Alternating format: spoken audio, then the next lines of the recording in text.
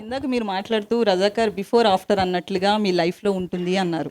So చాలా నా life లో అన్నానా? సారీ, స్ట్రాంగ్ గా అంటే ఇంతకు ముందు ఉన్న నేను స్ట్రాంగ్ అయ్యాను మన అన్నారు. అనబోయాను. నా ఓకే, వస్తే ఓకే. సారీ, మన అందరి లైఫ్ లో. అదే అంటే మీరు పర్సనల్ గా అంటే లేడీస్ విషయానికి వస్తే కనుక ఈ మూవీలో మీరు చూపించిన రోల్ ప్రకారం చూస్తే కనుక చాలా స్ట్రాంగ్ గా కనిపిస్తుంది.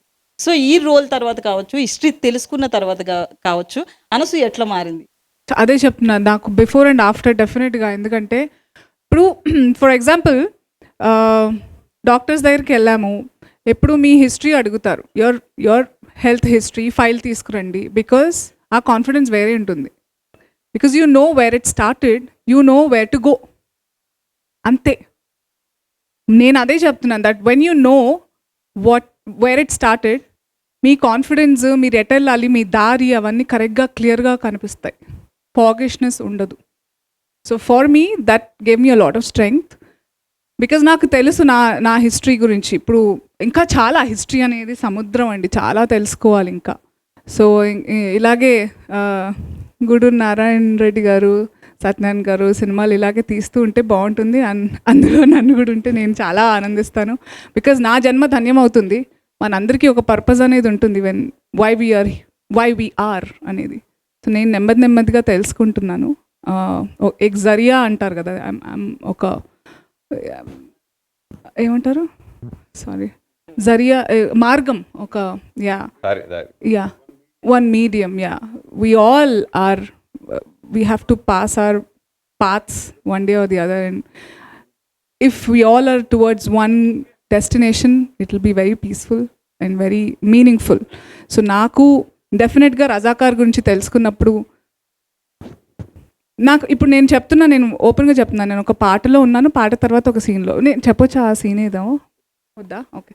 సో అంటే ఏ మన హిస్టరీలో దేని గురించి అనేది కూడా థియేటర్లోనే చూద్దామా? Byranpalli incident.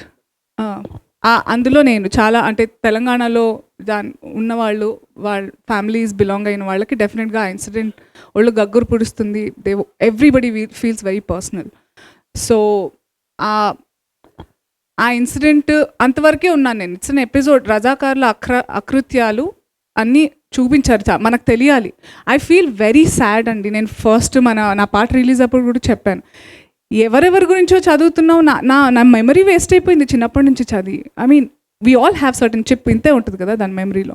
Why did I read about all of them and why not now? నాకు అర్థం కావట్లేదు, బుక్స్లో ఎందుకు లేవండి ఇవన్నీ ఇప్పుడు చదువుకోవాలి. మన హిస్టరీ గురించి ఎందుకు లేదు?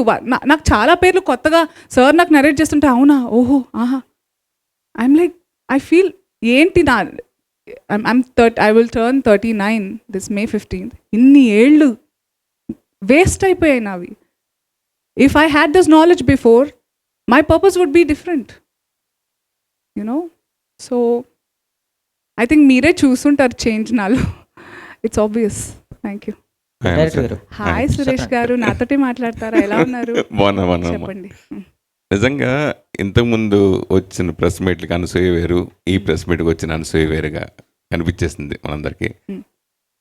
కొన్ని క్యారెక్టర్, కొన్ని సినిమాలు మనం మనీ కోసం చేస్తాం, కొన్ని మనసుకు నచ్చి చేస్తాం, కొన్ని క్రేజ్గా చేస్తాం. సో మీకు మనసుకు నచ్చి చేసారని ఈ సినిమా అర్థమైపోతుంది. సో ఈ కథ చెప్పినప్పుడు కానీ, మీ క్యారెక్టరేషన్ గురించి కానీ, అంతకుముందు అనసూయ కూడా చాలా పాటలు వేరే రకంగా చూస్తాం.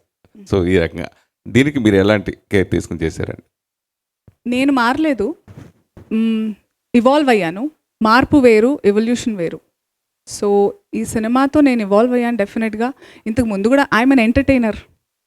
ఈ ఎంటర్టైన్మెంట్తో పాటు ఇలాంటి కథలు వస్తే, ఇలాంటి ధైర్యం ఉంటే, ఇలాంటి పాత్రలు రాస్తే వస్తే ఆ బరువు వేరే ఉంటుంది, నా అదృష్టం ఇంకోలా ఉంటుంది. అది నేను తీసుకునే అంత బుద్ధి నాకు ఉండాలి.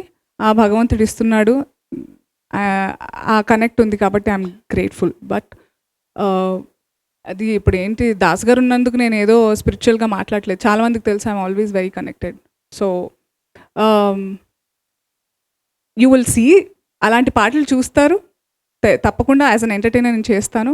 బట్ ఈ సినిమా అనేది అంటే ప్రతి పాత్ర నాకు నచ్చే కనెక్ట్ అయ్యి చేస్తాను. ఒక క్లారిటీ, అది 101 దర్వాజాల ఇల్లు మా తాతగారి చెల్లి వాళ్ళ ఫ్యామిలీ గురించి, అంటే బ్లడ్ ఆఫ్ కోర్స్, బట్ ఎవరి క్రెడిట్ వాళ్ళకి ఇవ్వాలి ప్లీజ్. మళ్ళీ ఫోన్ వస్తుంది నాకు ఏమిటే అని. మామూలుగా అనసూయ ఎవరు ఏ కామెంట్ చేసినా చిటికలో ఏకిపారేసే అనసూయ, ఇది రిలీజ్ తర్వాత చాలా కామెంట్స్ మీకు రావచ్చు, వస్తాయి కూడా. సో ఆటకి ఎలాగ అప్పుడు 35 ఉన్నాయి, ఇప్పుడు 39 వచ్చాయి, ఏదో ఒక అర్థం ఉండాలి కదా. ఏకి పారేయడం ఉంటుంది కానీ తరీకా బదిలేగా, దట్స్ ఆల్. సత్యనారాయణ గారు, జనరల్గా ఈ సినిమాని సత్యనారాయణ గారు ఒకటే క్వశ్చన్ చెప్పొచ్చా? సత్యనారాయణ గారు. సతీష్ గారు, అదే అయ్యో మర్చిపోయా, ఫ్లో వస్తుండే నాకు ఇట్లా. ఒకటేంటంటే ఇది రిలీజన్ అవన్నీ ఆ మతం ఈ మతం అని మాట్లాడుతున్నారు, బట్ నాకు మన గురించి తెలిసింది ఏంటంటే భారతదేశంలో ఎవరైనా సరే ఇక్కడున్న ముస్లిమ్స్ కూడా, I have lot of friends. నేను ఓల్డ్ మలక్పేట్లో పెరిగాను, స్కూల్ అంతా అక్కడే, ఆస్మాన్గఢ్లో, మూసరాంబాగ్లో, మొత్తం నాకు అంతా స్కూలింగ్ అక్కడ, ఫ్రెండ్స్ అలాగే. ఐ హ్యావ్ రియలీ గుడ్, అది ఇది అని కాదు, అన్నిట్లోనూ మంచి చెడు ఉన్నట్టు ఇక్కడ ఉన్నారు అక్కడ ఉన్నారు. కానీ మన దగ్గర ఏంటంటే వీ నెవర్ టేక్ రివెంజ్. మన అందరం అవెంజ్ చేస్తాము, మన పని మనం చూసుకుంటాం, మనం వద్దు అని అడ్డుగా గట్టిగా ఉంటాం. కానీ వీ నెవర్, మన ధైర్యం ఏంటంటే అనేది ఏంటంటే మన భారతదేశంలో మన ధర్మంలో వీఆర్, మనకి భయం ఎక్కువగా ఎందుకు లేదు, మన పని మనం ఎందుకు చూసుకుంటామంటే మనకు తెలుసు మనం కరెక్ట్ అని. మా అమ్మ ఎప్పుడూ చెప్తూ ఉండేది, నువ్వు రైట్ అయినప్పుడు నీకు భయం ఉండదు. అండ్ నాకు అదే అనిపిస్తుంది. అందుకే చాలామంది అంటారు మీరు అంత ధైర్యంగా ఎందుకంటే నాకు తెలుసు భయ్, నేను తప్పు చెప్పట్లేదు, నాకు తెలుసు. Why should I be scared of anything? So even for మీరు కొంచెం బాగా ఎమోషనల్ అయ్యారు. ఇప్పుడు కూడా ఆన్సర్ చెప్తుంటే ఆ ఎమోషన్ మేము చూడగలుగుతున్నాం. మీరు చేసిన చాలా తక్కువ టైం అయినా ఎందుకు అంత ఎమోషనల్ ఫీల్ అవుతున్నారు? అంత ఎమోషనల్గా ఫీల్ అయ్యే కంటెంట్ ఏంటి ఈ సినిమా నుంచి మనకు అంటే చెప్తున్నారు ఆల్రెడీ ఏం జరిగింది, హిస్టరీని మనం చూపిస్తున్నాం అని, కానీ మీరు ఎంత ఎమోషనల్గా క్యారెక్టర్ ఏంటి మూవీలో? మీరు నాకు జరిగింది అనుకున్నాను కాబట్టి, నాది అనుకున్నాను కాబట్టి, నిజంగా జరిగింది కాబట్టి, నేను కూడా ఒక ఆడదాన్ని కాబట్టి, అండ్ జరగనివ్వకూడదు అనుకుని చేశాను కాబట్టి. Super, thank you. So Satyanarayana, so అలాంటి తీసినప్పుడు మూమెంట్స్ తీసినప్పుడు మీకు ఎట్లా అనిపించింది? నిజంగా జరిగినప్పుడు ఇట్లా చూపిస్తే జనాల రియాక్షన్ ఎలా ఉంటుంది అనుకుంటున్నారు? అప్పుడే కాదు బ్రదర్, ఇప్పటికీ జరుగుతూనే ఉంది. ఇంతకుముందు మా పెద్దలు మాట్లాడినప్పుడు చెప్పారు, చాలామంది రజాకారులు ఇంకా బతికే ఉన్నారని. ఇప్పటికీ జరుగుతుంది కాబట్టి, అప్పుడు జరిగింది కాబట్టి, అప్పుడు జరిగిన వాళ్ళని ఎలా అణిచేయగలిగాం, ఇప్పుడు చేస్తున్న వాళ్ళని కూడా అలానే అణిచేద్దాం అన్న దృష్టితోనే ఆలోచించామని చెప్తున్నాను నేను. Thank you boy, thank you brothers, thank you అందరికీ, ఫ్రెండ్స్ అందరికీ, మీడియా మిత్రులందరికీ థ్యాంక్ యూ సో మచ్.